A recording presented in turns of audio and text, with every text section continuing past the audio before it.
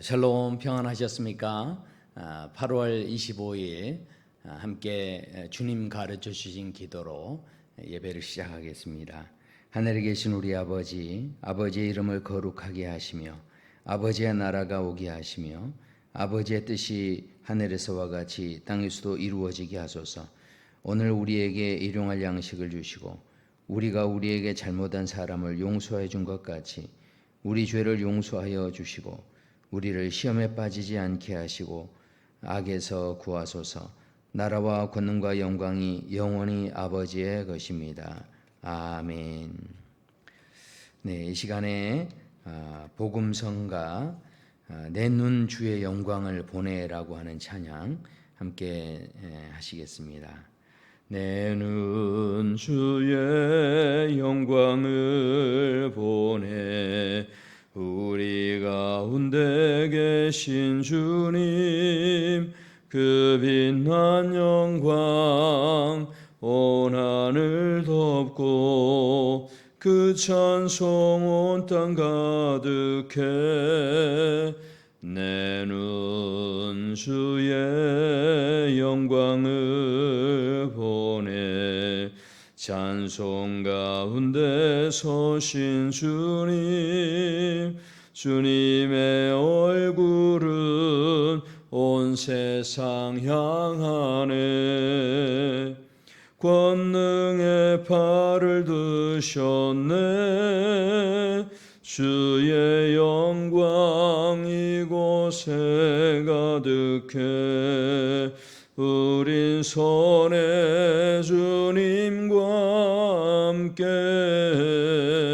찬양하며 우리는 전진하리 모든 열방 주 볼 때까지 주의 성령 이곳에 가득해 우린 손에 주님과 함께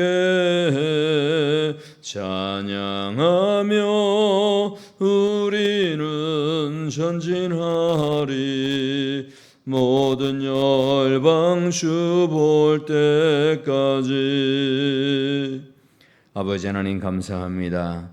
주님께서 오늘도 우리에게 귀한 날 허락하시고 또 하나님 앞에서 기도하며 또 주님의 주시는 말씀을 붙잡고 하루를 시작할 수 있게 하시니 감사합니다. 우리의 영적인 눈을 열어주시고 귀를 열어주시고 오늘도 주님을 기쁘시게 하는 하루 되게 하여 주시옵소서.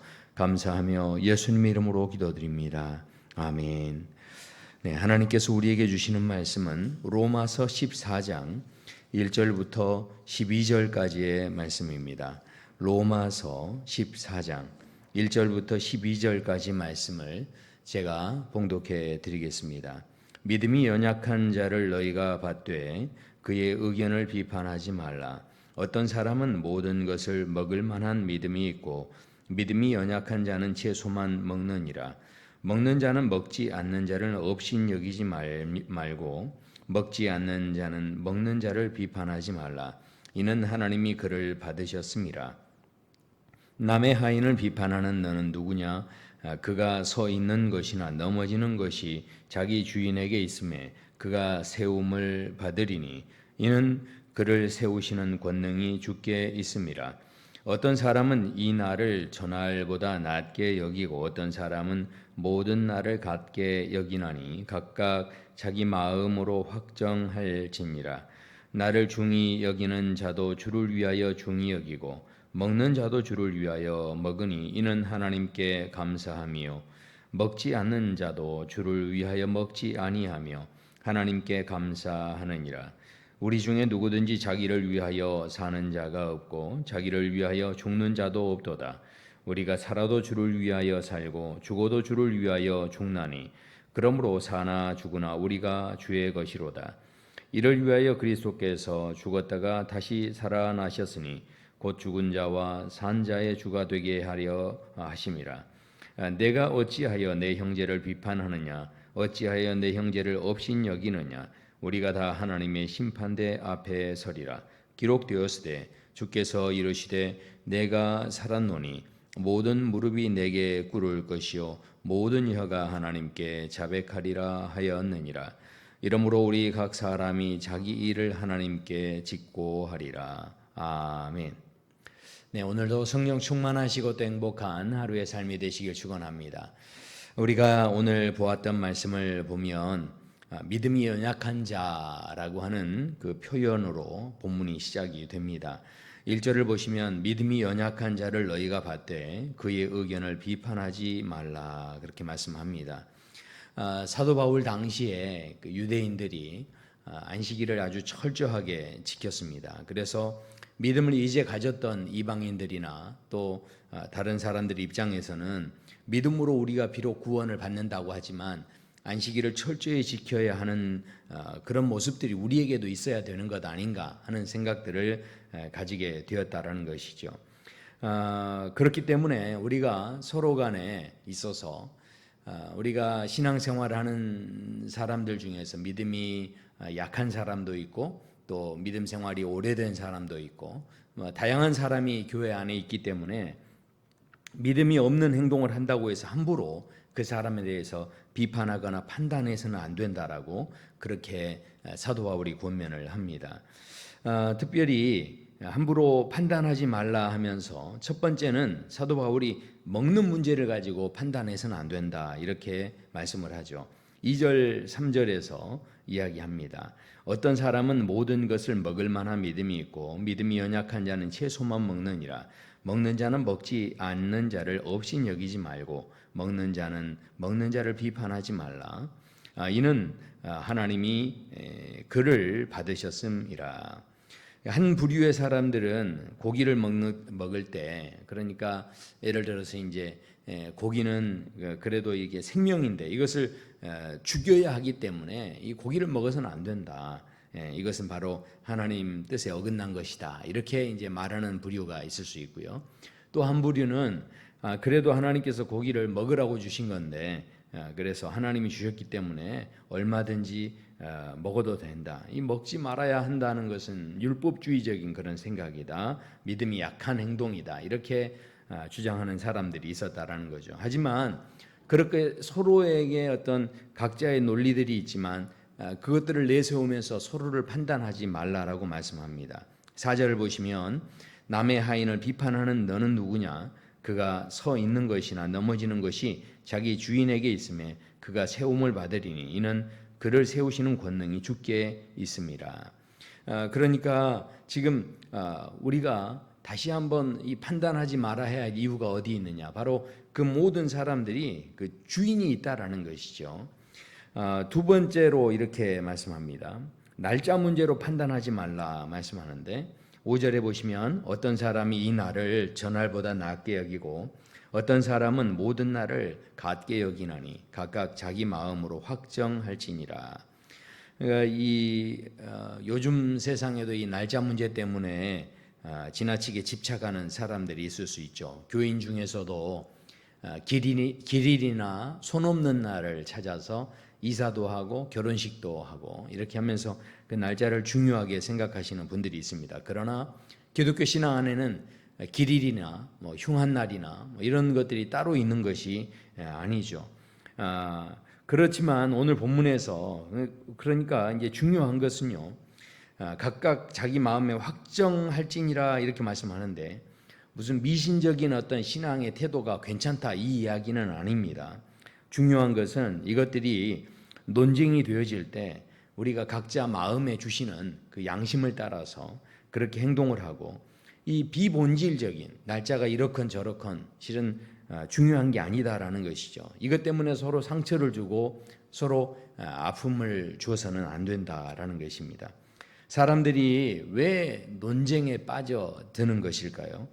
싸우기를 좋아하는 사람이 누가 있겠습니까? 그러나 자신의 그 선한 양심을 따라서 내가 그래도 주님을 위해서 이렇게 행동하는 것이다. 다 각자 그런 입장이 있다라는 것입니다.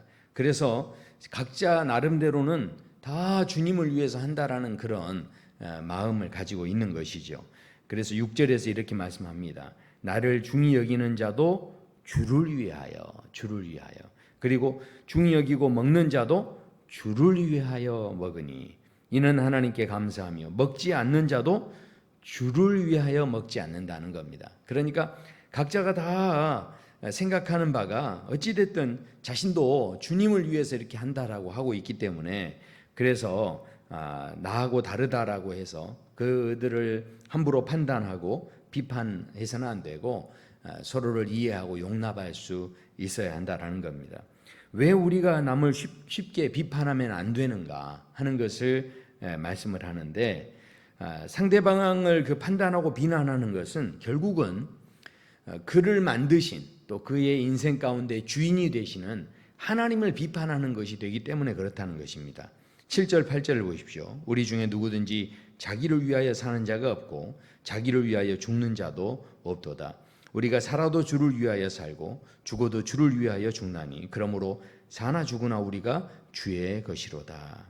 결국은 우리가 정말로 믿음을 가지고 하나님의 자녀가 되었다고 한다면 우리의 주인이 하나님이시기 때문에 누군가 나를 판단하는 것, 또 나 또한 누군가를 이렇게 판단하고 비판하고 정죄하는 것은 바로 그를 용납해 주시고 그를 지으시고 또 그에게 구원의 길을 열어주신 하나님을 비판하는 것과 똑같이 되어질 수 있다는 것이죠. 심지어는요 9절에서는 이렇게 말씀합니다. 이를 위하여 그리스도께서 죽었다가 다시 살아나셨으니 곧 죽은 자와 산 자의 주가 되게 하려 하심이라. 결국 무슨 이야기입니까? 그 상대편을 비판하고 판단하는 것은 결국은 그를 위해서 십자가에서 생명을 내놓으시고 죽어주신 예수님까지도 모욕하는 것이 될 수 있다라는 것이죠. 결국 판단하거나 비판하지 말라라고 하시는 것은 결국 이 모든 최종 판단이 누구에게 있다는 것입니까? 10절을 보시면 내가 어찌하여 내 형제를 비판하느냐 어찌하여 내 형제를 없인 여기느냐 우리가 다 하나님의 심판대 앞에 서리라 그렇게 말씀합니다. 다 하나님의 심판대 앞에 서리라. 12절의 마지막에는 이렇게 말씀합니다. 이러므로 우리 각 사람이 자기 일을 하나님께 직고하리라. 자기 일을 하나님께 직고하리라. 하나님께서 우리에게 판단하지 말라고 하시는 것은 결국은요 이 판단하는 순간 우리는 어떻게 되는 겁니까? 하나님이 지금 마치 내가 형제를 판단할 때 그것이 바로 그를 지으신 하나님을 판단하는 것이 되어지고 내가 형제를 판단하고 비판할 때 그것이 바로 그를 살려주신 십자가의 그 죽음으로 대속해 주신 그래서 그에게 구원의 길을 열어주신 그 예수님을 모욕하는 것이 될 수 있다는 것이죠. 그런데 무엇보다도 이 판단 자체가 위험한 것은 바로 판단하는 순간 상대편을 자기보다 더 아래로 놓고 보게 되기 때문에 그렇다라는 것입니다. 그리고 더 위험한 것은 판단하는 순간 내가 바로 하나님의 자리에 설 수밖에 없다라는 것이죠. 판단은 오직 누가 하신다라고 합니까? 하나님께서 심판하신다라고 말씀합니다. 그렇기 때문에 우리가 이 땅에서 결국은요 자기 일을 하나님께 직고하리라 이렇게 마지막에 말씀을 합니다. 우리가 창조되어졌습니다. 이 땅에 창조되어진 모든 것들이 결코 우연이 없다는 이야기죠. 모든 것에는 다 목적이 있다라는 겁니다. 단 한 사람이 이 세상에 태어난다 할 때 그 사람이 온전하든 온전하지 못하든 분명히 그 각 사람에게는 목적이 있다라는 것이죠. 길가에 마른 풀 한 포기조차도 우리가 그 존재의 목적이 있다라는 것입니다. 우리가 미처 모르는 것뿐이지 하나님께서는 나름대로 그 목적과 이유들을 또 그것에 대한 가치를 다 정해 놓으셨다라는 것이죠. 그렇기 때문에 사도 바울은요 갈라디아서 1장에서 이렇게 이야기합니다. 나는 어머니의 태로부터 택정함을 입었다라고 고백합니다. 그가 믿음으로 건강해진 그런 신앙의 삶을 살아가기 시작할 때 깨달은 것이죠. 자신이 그냥 우연히 존재하는 것이 아니라 바로 어머니의 태중에서부터 하나님이 택하셨고 또 하나님께서 이 땅에 존재하도록 하시는 이유가 있었다라고 그렇게 간증합니다. 심지어는 내가 이방인의 사도가 되기 위하여 이 땅에 태어났다라고 고백하는 그런 모습을 보게 됩니다. 사랑하는 성도 여러분, 남을 판단하다가 남을 비판하다가 우리에게 주어진 시간 다 허비해버리는 그런 인생 되지 않게 되길 소원합니다. 결국 남을 판단하고 비판하는 것이 지금 우리가 해야 할 일이 아니라는 것이죠. 우리 각자에게 주신 그 시간 속에서 우리가 얼마나 이 목적을 향해서 최선을 다해 살아갈 수 있을까? 이것이 바로 우리가 집중해야 할 문제라는 것입니다. 왜냐하면 우리 모두가 다 하나님 앞에서 다른 사람의 일을 말하는 게 아닙니다. 자기 일을 하나님께 직고하리라 그렇게 말씀합니다. 하나님 앞에 하나님께서 우리를 이 땅에 보내주신 분명한 이유가 있는 줄로 믿습니다. 그 목적을 오늘도 온전하게 성실함으로 이루어 가시는 그런 행복한 하루의 삶이 되시기를 축원합니다. 함께 기도하겠습니다. 아버지 하나님 감사합니다. 하나님께서 오늘도 우리에게 복된 날 허락하여 주시고 우리로 하여금 호흡하고 또 생존하시게 하시는 것은 분명하게 우리 각자에게 주시는 비전이 있고 이루시고자 하는 뜻이 있고 목적이 있는 줄로 믿습니다. 그 목적을 다 이루고 하나님 앞에 서게 될 때에 아버지 하나님 제가 그래도 부족하지만 열심히 살았습니다 고백할 수 있는 삶의 자리가 되도록 도와주시옵소서. 오늘도 주님의 뜻을 온전히 이루어가는 우리 사랑누리교회 모든 성도들 되기를 소원하옵고 감사하며 예수님 이름으로 기도드립니다. 아멘. 우리 계속해서 한번 기도하시겠습니다.